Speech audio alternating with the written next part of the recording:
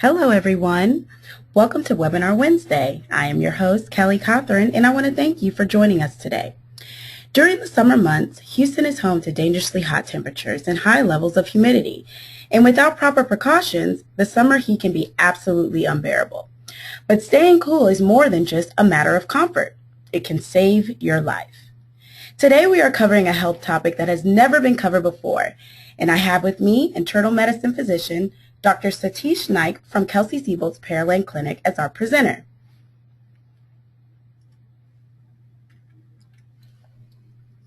He is board certified by the American Board of Internal Medicine. His clinical interests include diabetes and hypertension, and he joined the Kelsey-Seybold family in September of 2003.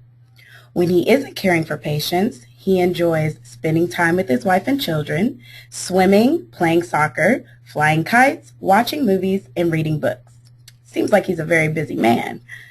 Now that you've met our speaker for today, it's time to hear from you.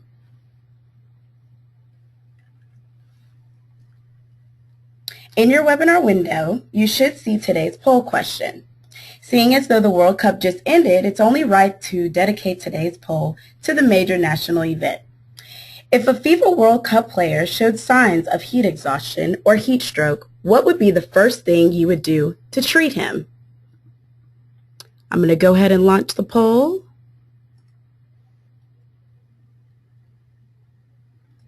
And give you a few minutes to answer.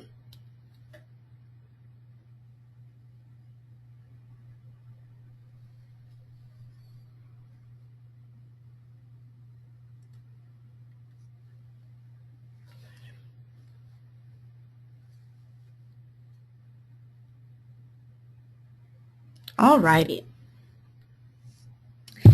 As you already know, at the end of the webinar, we will reveal the results and take any questions you may have. Now at this point, I will close the poll and hand it over to Dr. Naik.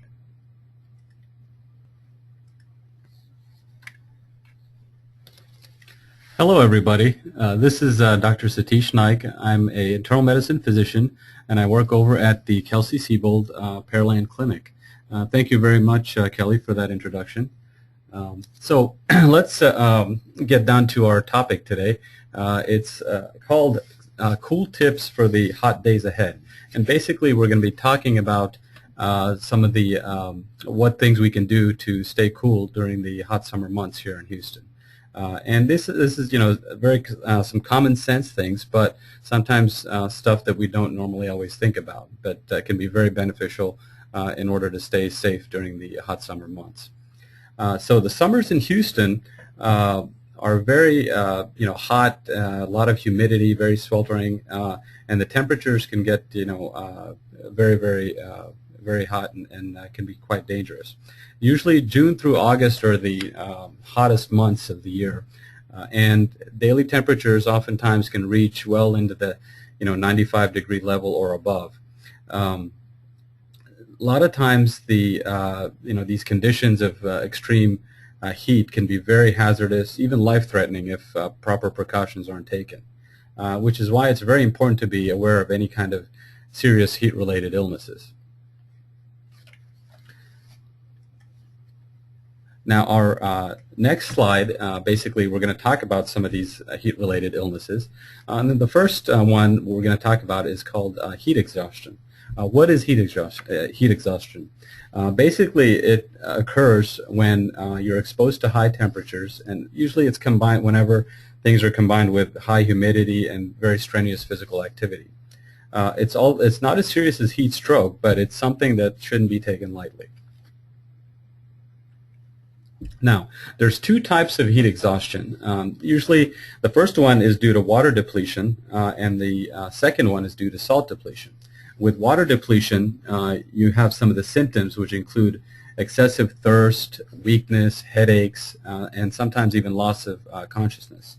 With salt depletion, you'll have symptoms such as nausea, vomiting, frequent muscle cramps, and also dizziness.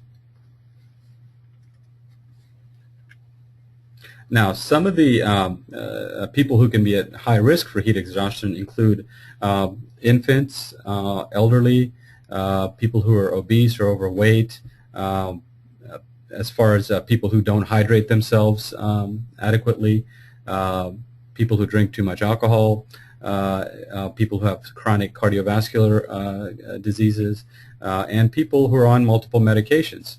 And also sometimes also people who have other health conditions such as any kind of chronic respiratory illnesses. Some of the things that you can see, what are some of the symptoms of heat exhaustion? What can you see with that?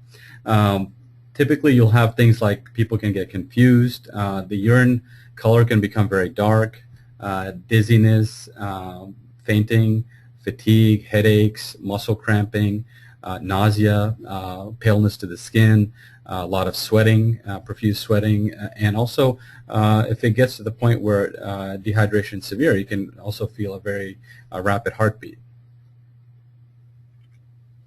Now, what are some of the things we can do, some cool tips for the hot days ahead? What are some of the things that we can do to help stay cool and prevent things like heat exhaustion or heat stroke? The first tip sounds very basic, but it's very important, is to stay cool. Wear lightweight, light-colored clothing, basically that reflects the sunlight and just kind of helps keep your skin cool. Use a lot of sunscreen, a generous amount to keep the sun out, even under your clothes. Take regular breaks. Find shaded areas, and from time to time check your heart rate to make sure it's not going too fast or not racing. You can create your own shade by using hats, wide-brimmed hats or umbrellas to protect you from the sun. And also, if you notice any of the symptoms we had talked about earlier, then take quick action to prevent, anything from getting worse, any problems. Tip number 2 is staying well hydrated. Basically, avoid getting thirsty or being thirsty. So some of the things we had talked about, the urine output and the color are very good indicators of whether you're getting enough fluids. Less frequent trips to the bathroom, darker colored urine. These are all signs that your body is needing more water. By the time you sense that you're thirsty, your body has already started to get dehydrated. So you want to stay ahead of the curve. Drink plenty of water before and during any outdoor activity or workouts. Replenish your fluids hourly throughout the day if you can. And again, stay away from caffeinated products or alcohol because they tend to dehydrate you. And then stay away from sugary beverages because they can also cause muscle cramping and things like that. Tip number 3, pay attention to what you're eating. Watch your diet. Eat small meals. Avoid high-protein meals. Then the reason is eating a lot of high-protein foods requires more energy to digest. And when we do that, it increases our metabolism, which can also increase the internal heat that we generate. Focus on eating more water-dense fruits and vegetables like grapes, melons, a lot of green vegetables, squash. These are very easy to digest, and they'll keep you very well hydrated. The fourth tip is act your age. Basically, don't overdo it. The effects of heat are more severe in children who are younger than 4 years or people over the age of 65. Young children, seniors, usually are more sensitive because they tend to sweat less efficiently than younger adults. So their cooling mechanisms are not as efficient. Stay in air-conditioned areas and out of the heat. Don't necessarily rely on a fan to cool you down, especially if you're in an overheated room. Tip number 5, check your medications. Check with your pharmacist or your doctor to see if there's any medications that may require extra precautions in the hot weather. Don't take any salt tablets unless your doctors recommend it. Don't take any aspirin or Tylenol for any headaches that can be caused by dehydration. And don't try to cool your skin with rubbing alcohol and things like that, just because they will tend to block the pores of the skin, and then that can make it tough for you to sweat and cool yourself down. And the 6th tip, avoid the hottest times of the day. Again, seems like it's something, very common sense, but a lot of times, it's tough for us to do. Avoid exercising, traveling, sitting, and walking in the midday sun as much as possible. Best to limit your sun exposure between the hours of 10 to 4 p.m. each day, especially during the summer months, between June through August. Try to spend more time in air-conditioned places, especially when the heat is very excessive. If you don't have adequate air conditioning at home, you can go to public buildings such as libraries or stores, just to help stay cool. Schedule activities during the cooler times of the day, usually more in the early morning or the evening hours, so that you're not exposed to high levels of heat. Tip number 7, footwear. Very important. Wear footwear that breathes. Flip-flops are okay, but sometimes if you're going to be doing any other kind of activity, you may want to wear sandals or slippers that give you more arch support, durability, comfort, and be very careful about going barefoot. I would advise you not to do that, just because a lot of the pavements and artificial pavements can become really, really hot during the summer months and can burn your feet, and especially if you have conditions like diabetes or other health issues, that can be very dangerous. Tip number 8, know some of the warning signs of heat exhaustion and heat stroke.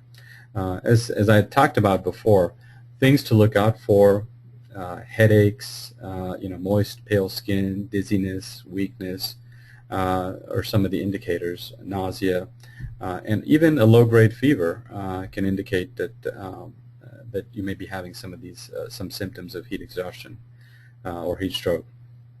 Now, the heat stroke is a more serious condition than heat exhaustion, and usually that occurs when your body temperature rises very high, usually in the 103 degree, 104, 105 degree level, and it requires immediate medical attention.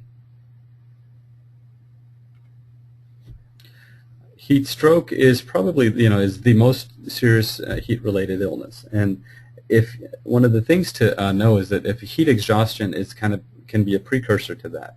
If it's not treated quickly, it can progress to heat stroke. And usually heat stroke occurs basically when your body becomes very overheated in a very short period of time, and it's not able to cool itself back down.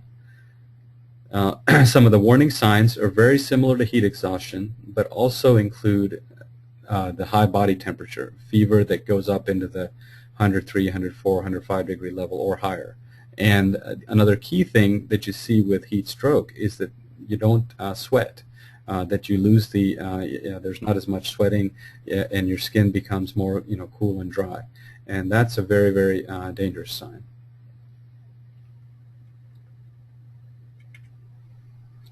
So what do you do when you see somebody who has, if you see somebody who's that you think may be having heat exhaustion or signs of heat stroke?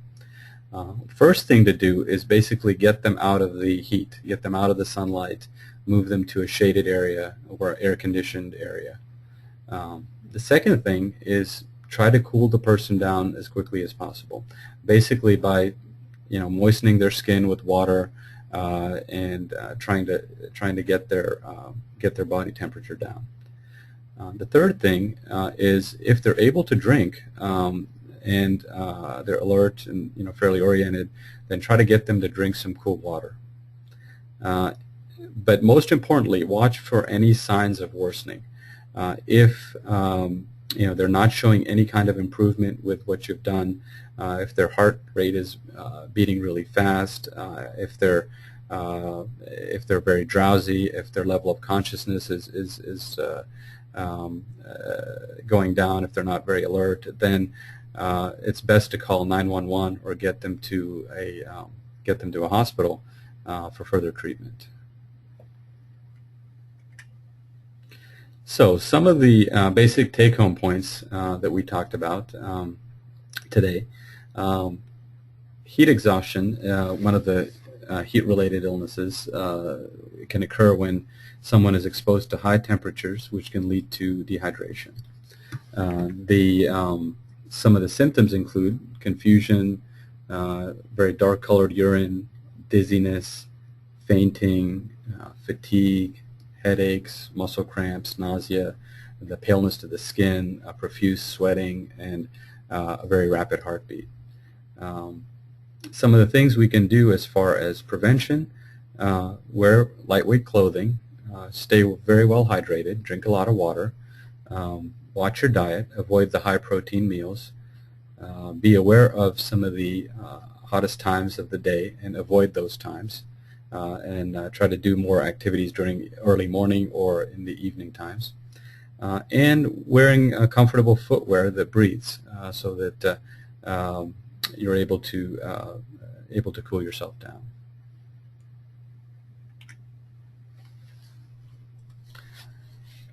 All right, and that's the end of the formal presentation. And now we have some time for questions, if there's any,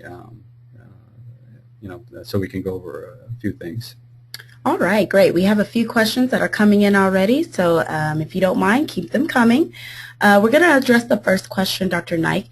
Someone wants to know, why is it not beneficial to take Tylenol or aspirin for dehydration headaches? Okay, a good question.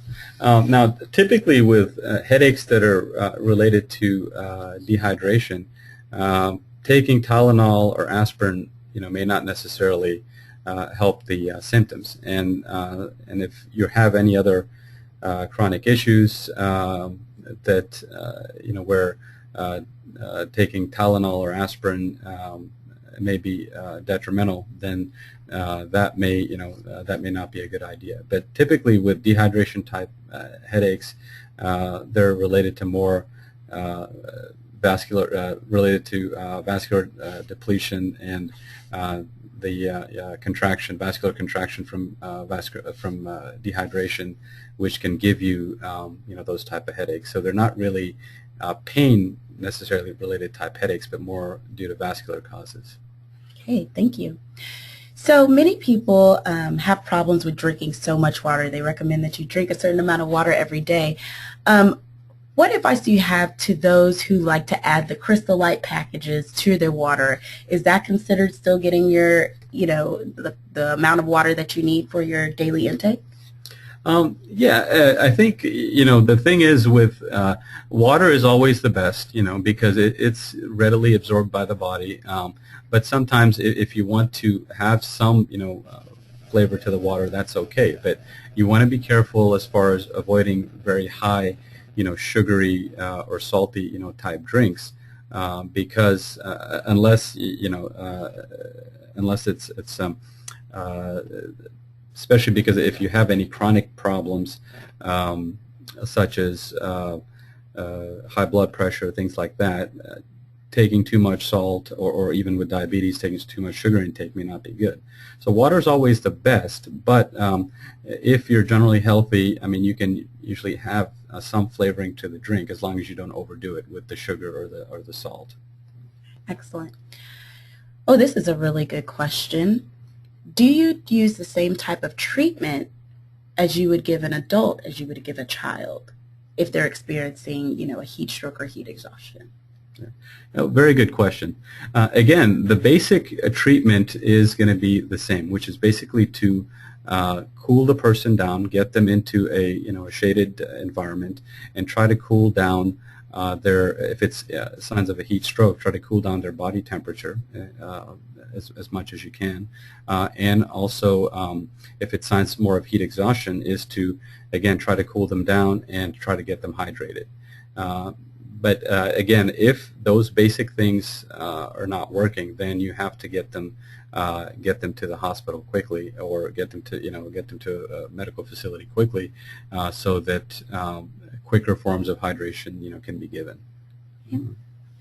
Like this particular person, I actually participate in a boot camp, and I swear it's outside and it's pretty brutal. So, and I'm a big fan of Gatorade and other sports drink to, replenish the sodium that I'm losing while exercising outside. Is that another form of prevention that we could do, or do you recommend, sticking to our water? Good question. Like I said, the water intake is always water is the best thing to drink because again, it's natural. It's very readily absorbable by the body. Things like Gatorade and other sports drinks are okay, especially, but you have to be careful and make sure that you don't have any other health conditions like high blood pressure, diabetes, things like that. Because a lot of those sports drinks, they do contain a lot of salt, a lot of potassium. Sugars, those kind of things.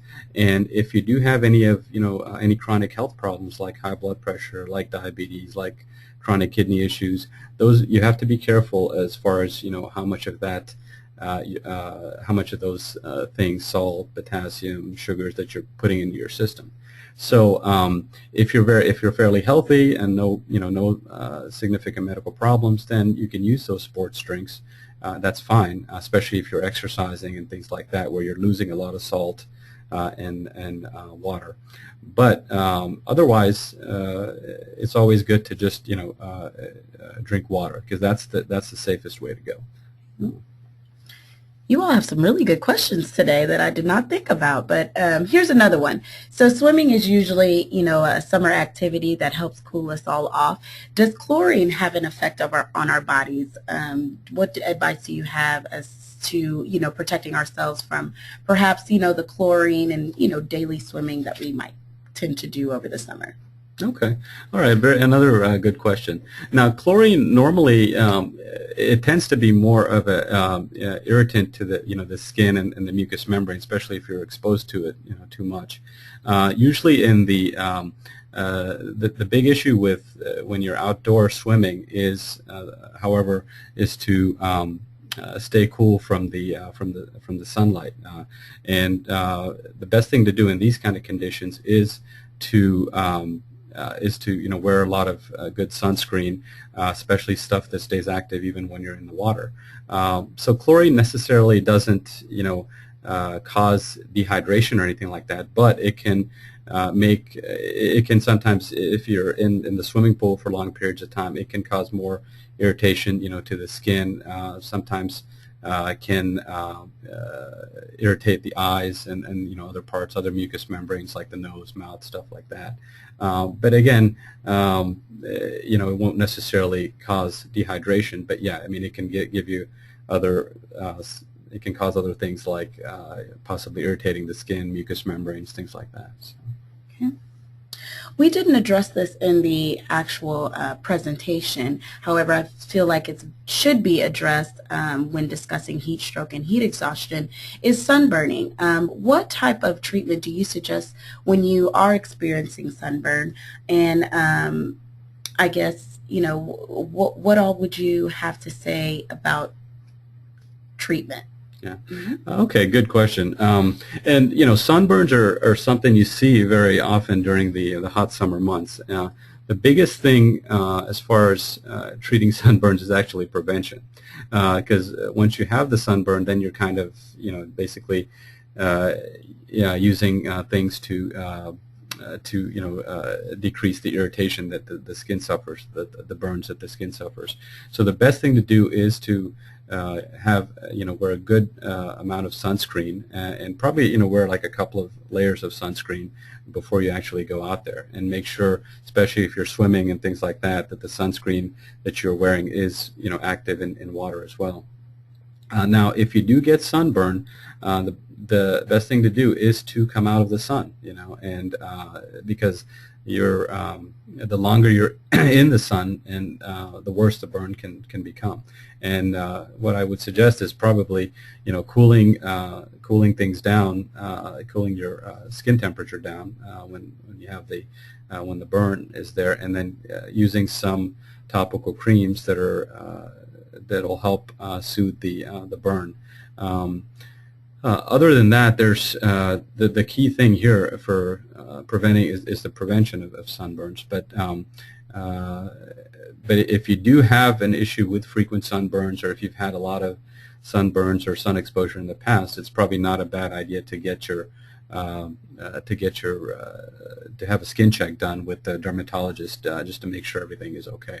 But again, wearing hats and protective clothing, which limit the sun exposure, especially, and staying inside during the hottest times of the day are going to be the key things in prevention of sunburn. Okay. Very good questions. So what would you say is the overall recovery time when recovering from a heat stroke or heat exhaustion, and does that vary from person to person, or the type of treatment they receive? Yes, that's actually it's a good question, and it does vary from person to person. And again, it depends on if somebody who is fairly young has no medical problems, they will tend to recover from any signs of heat exhaustion, heat stroke much quicker than somebody who's very young, babies, infants, or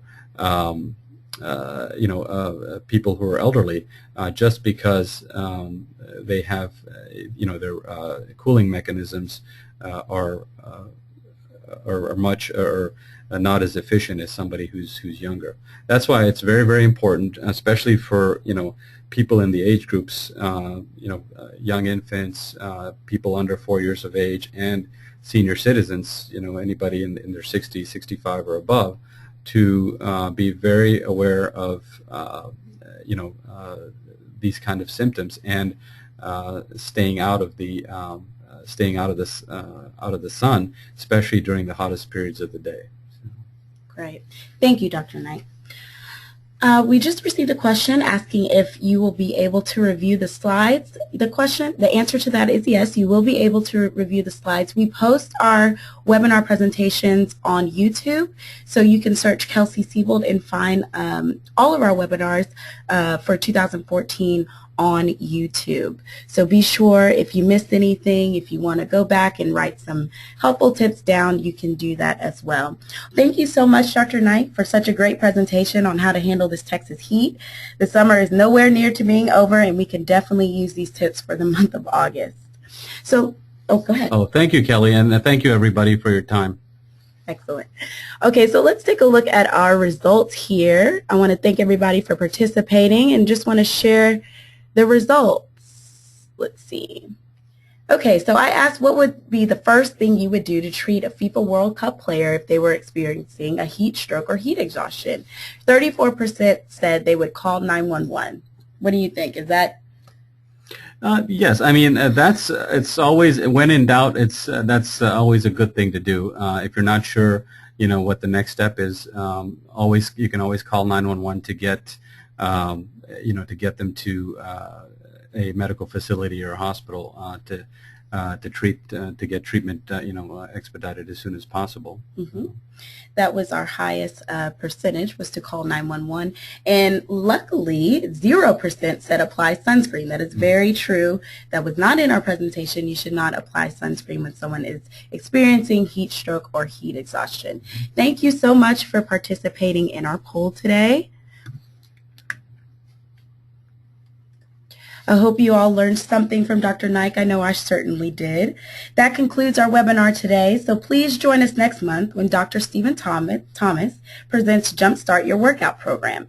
And before we sign off, if you're on Facebook, Twitter, YouTube, Instagram, or Google+, be sure to find us and add us. I'm also excited to announce that Kelsey Care now has a Facebook page. So log on to your Facebook and search for Kelsey Care Health Plan and click the little thumb button, give us a like. Thanks again for tuning in, and we certainly look forward to chatting with you all next month.